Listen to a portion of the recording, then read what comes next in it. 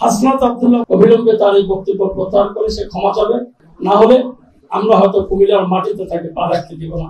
গত 16/5/2025 কুমিল্লার একটি অনুষ্ঠানে এনসিপি নেতা হাসনাত আব্দুল্লাহ বলেছেন, কুমিল্লায় বিএনপির রাজনীতিবিদরা আওয়ামী লীগের টাকায় রাজনীতি করে। হাসনাত আব্দুল্লাহর এই বক্তব্য শিশু সুলভ। তিনি রাজনীতিতে অপরিপক্কতার কারণে এই শিশু সুলভ বক্তব্য দিয়েছেন। তার মানসিক চিকিৎসার প্রয়োজন বলে আমরা মনে করি। বন্ধুগণ, হাসনাত আব্দুল্লাহ বর্তমানে কিংস পার্টি খ্যাত, যেটাকে আমরা রাজার পার্টি বলি, সেই পার্টির যেটাকে বলা হয় এনসিপি, সেটার মুখপাত্র। তার মতো ব্যক্তিদের দিয়ে পরিশীলিত রাজনীতি হবে না। রাজনীতিতে সহনশীলতার পরিচয় দিতে হয় এবং অন্য দল নেতাদের প্রতি সম্মান দেখাতে হয়। হাসনাত আব্দুল্লাহর বক্তব্যে বিএনপি কুমিল্লার নেতা কর্মীরা ক্ষুব্ধ। হাসনাত আব্দুল্লাহর বক্তব্য প্রত্যাহার করা না হলে বিএনপি কুমিল্লার নেতা কর্মীদেরকে শান্ত রাখা সম্ভব নয়।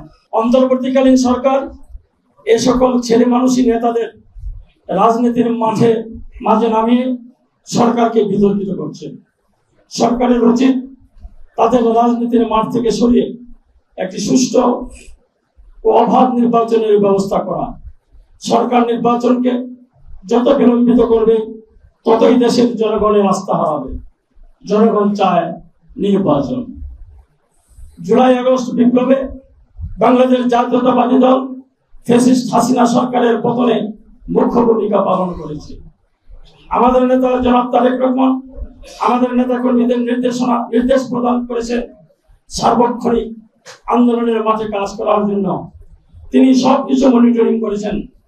কুমিল্লায় জুলাই আগস্ট বিপ্লবে ঐতিহাসিক ভূমিকা পালন করেছেন বাংলাদেশ জাতীয়তাবাদী দল। আমরা আজকে সাংবাদিক সম্মেলনের মাধ্যমে আমরা আমাদের অবস্থান জানলাম।